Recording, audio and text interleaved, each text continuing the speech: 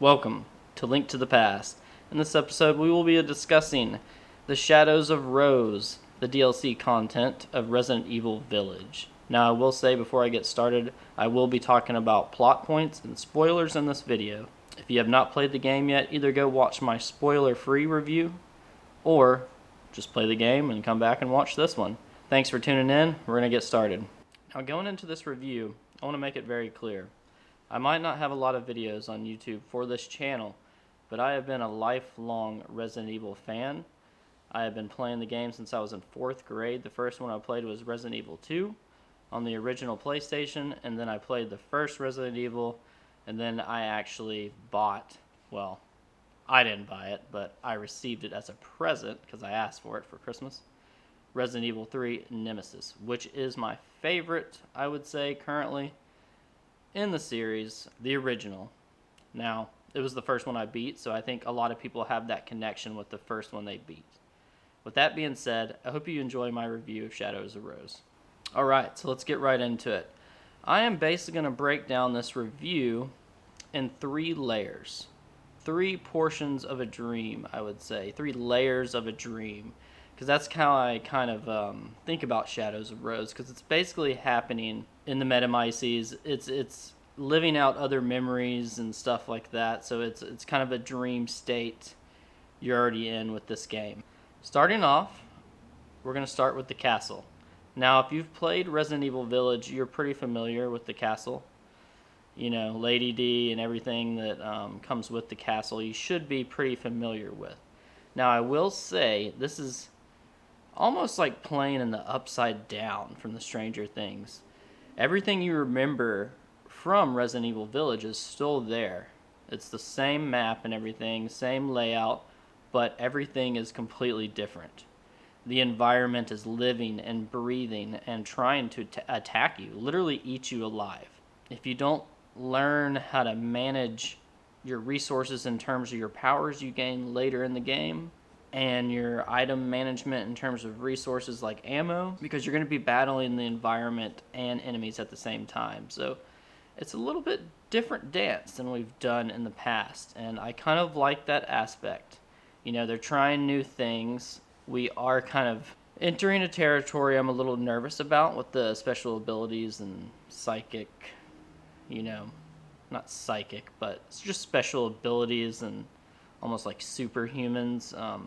In the past, you know, the stars of Resident Evil have always had experience, and they've been tactical and trained and stuff like that. But that, you know, Jill and Chris and Leon and all these characters, Claire, you know, like, they didn't have special abilities. So, you know, I get it with Rose. She, you know, obviously is Ethan's daughter, and he's a mold person, basically.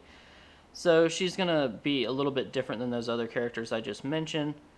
With that being said, though, we're kind of teetering some lines I'm a little bit nervous about, but I'll talk about that later in the video. For right now, I want to continue to talk about the castle. So starting off in the castle, you encounter the Duke, who is completely different than we remember him in Resident Evil Village. He is obviously kind of out of his mind in this one, and an altered reality, an altered state of mind. You kind of find a note in the room. He was kind of like his merchant room in Village, and it kind of explains, like, he doesn't know what's going on, doesn't know what happened, doesn't remember who he is. So he's not completely there, obviously, but he's treating this whole game with Rose as like a rabbit hunt, calling her his little rabbit and stuff like that. There's all these clones of Rose in the castle that you discover, which is creepy in itself. He's basically trying to capture all these roses and these duplicate roses, and I don't know what he's doing with. He's eating them or what. He's really kind of creepy in this one. He's got this mask on, and he's got these almost like Death Eaters, I would call them, face sucker type enemies that are coming after you, and they are aggressive, they are fast, they are like a super zombie from like the Resident Evil 2 remake, basically. They're faster, they're more aggressive, and they literally try to suck the life out of you. Like, they're literally sucking the soul from your body out of your face. It's pretty intense. As you progress through the castle, you're trying to open up the castle, basically. using your powers once you obtain these crystal flasks. And you're trying to gain multiple of them access to the real crystal to get rid of your powers. So basically in the Shadows of Rose, Rose is trying to obtain this crystal to remove her powers, to become normal. You know, she's been through a lot of trauma, obviously, between her parents and everything she's gone through, and just being a teenager, you know, that's what she's wanting to accomplish, basically. So she has to go through into the Metamyces, obtain this crystal to get rid of her powers. And it's almost like a layered dream that she's going to be going through. So there's going to be like 3 different stages of this dream. And you have to keep going deeper within the dream to obtain this crystal. And that's basically the story in a nutshell. She's trying to use her powers to get rid of her powers, kind of unlock some of those mysteries of Ethan and everything he went through in these areas, in the castle and the House of Beneviento and Mother Miranda and all the ties he has with the village. So she's kind of on that journey at the same time, trying to gain some knowledge and understanding and then obtain this crystal to get rid of her powers. As you progress through the castle, obtain more of these crystal flasks, you obtain greater abilities to fight these enemies and the environment. You can also unlock more of the environment. There's like this red slime, gooey, just nastiness that's just dripping from the roof and the ceiling and on the staircase. And you can use your special abilities to kind of, I guess, turn it into mold, I guess. I don't know. It kind of like melts away and turns like gray, almost like ash, and then just kind of fades away. And then you can get to a door or down a hallway and so on. And as you're progressing through the castle, you know, the Duke, you're encountering him and he's kind of impressed with your abilities. So then he's throwing more at you and he's like, oh, the real Rose is an actual challenge. Ah, ha, ha, ha. And the sick, evil laugh. And you're working your way through the castle, and the environment is so challenging with the enemies at times because they'll be coming at you and then there's a path blocked over here. So you have to kind of manage your abilities and choose when to use them wisely because you have a limit on the use, and you basically obtain this other herb or flower. I'm not exactly 100% sure, but it basically restores your abilities just like the green herbs and the yellow herbs for health. You have to be very wise, and you can't spam your attacks with your special abilities, which I really like, because if you're going to have some kind of special abilities like this, they shouldn't have like an endless use to them that would just take the challenge out of the game. So between the environments and the enemies, when you're trying to balance, I need to move this thing blocking my path with my special abilities, but I need to use my powers to keep the enemies off while I use my powers to open up this wall or this door. So there's a lot of challenge in that. And then as you get to the end of the castle, you have a sweet boss fight with this guy that has these like grotesque heads coming out. And you're basically trying to escape the castle and fight this guy at the same time. I like that dynamic where you kind of have a boss fight. And it was pretty challenging. You know, there's like these spears in the middle, these spike things coming up, and you're kind of chasing, well, not, he's chasing you around in a circle basically. So you have to keep your distance and then use your powers to kind of weaken him so you can go up and blast him with a shotgun or the handgun. And then of course you have those face suckers and everything trying to attack you at the same time, and then you have to escape out of the castle. Once you escape the castle, then you go into the next layer of the dream. Layer number 2 of Rose's dream, as I'm calling it, is the House of Beneviento. Now, I have not watched any other reviews or listened to any other reviews of Shadows of Rose because I don't want any kind of biased opinion. I want my own opinion. I want my own thoughts to be out there. I don't want to be influenced by anyone else. That being said, I know that this section of the game will be the largest talking point of Shadows of Rose, and for good reason. It should be. But I just know without saying that the House of Beneviento and the mannequins is by far the scariest section of this game, the creepiest. Adds some good challenge, has a great puzzle. But let me get started on just this section in general. Obviously, you get out of the castle, You get into this elevator, and when I got into the elevator, you're going into the next layer of the dream, because Rose kind of wakes up and she's like, "What's going on?" And then Ethan, who's been talking to her throughout the game, he refers to himself as Michael. He reveals this later in the game, and I'm just going to tell you this now because it's spoilers, so I'm just putting it out there.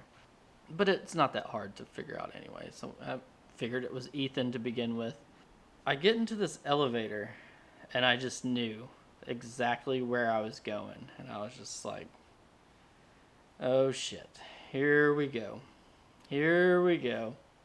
Because if anyone played Resident Evil Village in the House of Beneviento section, they know that disgusting fetus baby is down there waiting on you, and you have to go get the fuse box to get out of the elevator.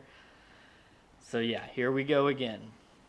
I'm in the elevator, it's going up, I believe, and then it opens up, and there's like these teddy bears, because it's like this apartment complex, basically. Or it's like a house, I don't know. It's kind of very PT-ish. All psychological horror in this section, basically. So the doors open, and there's these like kind of messed up, creepy looking teddy bears, kind of staring you right in the face. So I'm like, okay, is it going to be some messed up teddy bear that's chasing me around? I mean, that's pretty creepy in itself. Start to kind of maneuver around the house, and once again, you have to solve these puzzles. In this case, you have to find these dolls, and you're placing them on top of these like little coasters that have names. So you have to find the right doll, and the names are kind of like scratched out, so you kind of have to like guess and figure out which one goes where. And these little scenes you're putting together with the dolls are kind of messed up. They're like, I don't know, harassing other kids or lighting someone on fire. It's pretty dark. So you're finding these dolls, and then you place them on these coasters in these different rooms, and basically from there you obtain like a new item, like scissors or a key. So each time you find these little dolls and you complete the little scene and you obtain the item and you move to the next area to go use that item, these mannequins are popping up. You'll be running down the hallway, and you'll turn a corner, and then there's one just bam right there, dead stare, just staring at you. And so you're kind of going past it, and you're like, what the world? This is kind of creepy. Oh shit. They're not attacking you or anything. They're just standing there, blank stare. They don't turn around, look at you or nothing. I just run past it, and each time you get a new key or a new puzzle piece, in the grand scheme of these puzzles, you see another mannequin. So get this key that goes to this messed up looking door. It says Jimmy's room, and it's like blood red, and the key's red. And you go in that room, and there's like a well. Climb down the well, get the other doll, climb back up. Boom, there's another mannequin just staring you right in the face. It's so freaking creepy. So once you solve the last puzzle, lights go out. And it's like, and Evelyn's voice comes over the intercom.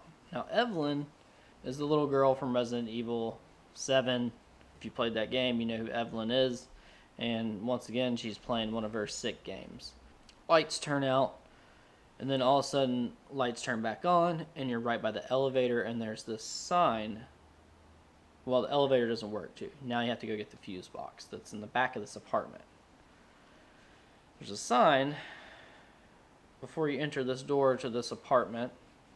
It's like a section of this apartment. I don't know how to describe it. It's like a little house area. It's hallways and different rooms and stuff. And there's a kitchen you go through at first. It's the first door off of the elevator. There's a sign that says, "Don't look away." I'm like, okay, what the hell is that supposed to mean? So you open the door, and it's pitch black in this kitchen room. Or whatever room's first, I believe. And you go in there, and you just see these white, beady eyes in the pitch black. And it's the mannequins just staring at you. You have to keep direct eye contact with them. If you look away, you just hear this, these little footsteps coming at you. And oh my god, it is terrifying. Oh my goodness. Wow.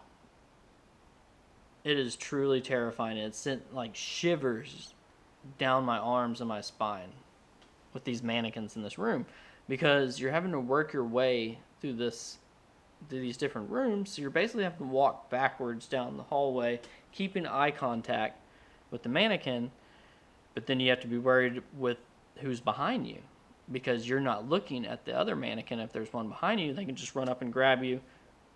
If they run up and grab you, it's game over. That's it. They grab you once, you are dead. You go back to this back room, and you're basically walking backwards, and you got to go get this fuse box, and then you get the fuse box. This mannequin comes into the room, and you basically have to like turn your back and draw it into a corner, and then turn around, stare it right in the face, and then work your way backwards out of the room, and then back down the hallway, and then you're worried about them grabbing you, and then they're coming from all directions, and you're really having to turn away and listen to their footsteps come closer to you and drag them into a corner. Then you can back out of the room backwards and hope there's not one behind you and get to the elevator. It is intense. I've put a little bit of footage in here. I don't have much footage of that actual section, and I don't want to spoil that actual point for you too. You need to play that and see that for yourself. I've shown you kind of stuff before it and slightly after it, which is also terrifying, because now afterwards you're basically playing hide and go seek with giant mannequins, and they have red eyes, and they'll come up and eat you and stuff like that. And yeah, that part is wild. Kind of gave me vibes of like Little Nightmares. House of Beneviento and the mannequins, definitely amazing. Incredible job by Capcom in that regard. Yeah, definitely probably made a lot of people shit their pants in that section. Okay, so that brings us to the third and final section of the game, or the dream, and it is a showdown with Mother Miranda. Basically, you show up to obtain this crystal, and she has led you into this, basically a trap, so she can take you out and kill her, or kill Rose.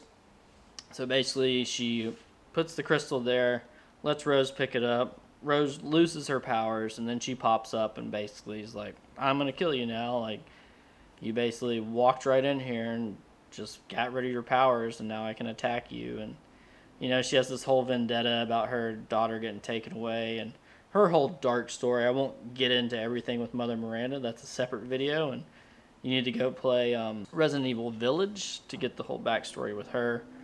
You basically have this showdown with her. Boom. As soon as the battle begins, guess who pops up? Mr. Ethan, to save the day. He kind of jumps in. He's like, you know, screw you. You're not going to take my daughter. All this stuff. And shooting her with a shotgun. And Mother Miranda basically spike right through his body and kills him. Even though he's already dead. That's all kind of weird. But then Rose basically takes the flask and just throws it on the ground, gets her powers back, and becomes like a Super Saiyan, and you basically just take out Mother Miranda. And you have this whole section where it's a very short-lived section with Ethan where you're kind of, I thought it was going to be like battling with them and kind of, you know, taking on Mother Miranda with Ethan, but it, you know, it's very short-lived and kind of just thrown in there in a sense. But they did have like a moment where they shared with each other afterwards, and they were hiding Ethan's face model the whole time because he doesn't have a face, which was kind of hilarious. Because that is, as an animator, I was just like watching all the little things they were doing, like putting an arm in front and stuff like that. They kind of shared like a moment. Then Rose wakes up back in reality and got some closure with her dad. And overall, just an amazing game. I think is very fleshed out DLC over 3 to 4 hours on your first playthrough, which I think is incredible for DLC. I kind of enjoyed it more than Resident Evil Village itself, if I'm being completely honest. And that might have a little bit to do with Ethan and his lack of personality. Overall, I give Shadows of Rose 2 thumbs up. I think how they ramped up the horror was a lot of fun. how the environment was living and breathing. Rose's special abilities were pretty cool. And it kind of fleshed out the story a little bit, gave us more understanding of Rose and herself, and she kind of grew on me as it went on. And overall, I just think Capcom did an incredible job with this. Okay, now that we've wrapped up Shadows of Rose, I want to talk a little bit about the direction that Resident Evil is going next. Obviously, we have Resident Evil 4 coming up, the remake. I'm very excited about that. I love the darker undertone it's having and the deeper horror elements I see. Seems like they're being pretty true to the original, which I think is cool. You need to keep that campiness, that cheesiness involved, and also some of those amazing boss fights. I think when I think about Resident Evil 4, obviously you think about the castle, but I think about some of those boss fights like U3 that no one seems to talk about and get enough credit for. He was so creepy. And obviously Chief Mendez and so on. For RE9, after I've finished Shadows of Rose, I do have a few questions about these special abilities, and I hope that going forward that we kind of take a step back from that direction. Let's just not get too crazy. I think we need to take a step back for Resident Evil 9. I think it'd be fun to have some zombies again, have some closure on some of these older characters, these iconic characters that we love, like Jill and Claire. I would love to see them in a game together. Have two campaigns, Jill or Claire, just like RE1 and RE2. I love that classic dynamic where you can pick the two different campaigns. And I think it'd be fun to have a third unlockable campaign like Leon. Throw in some mercenaries and you have a badass game. Make it in kind of like a city environment. Obviously not Raccoon City, but I just want those old school vibes in a newer game. I would love to see it.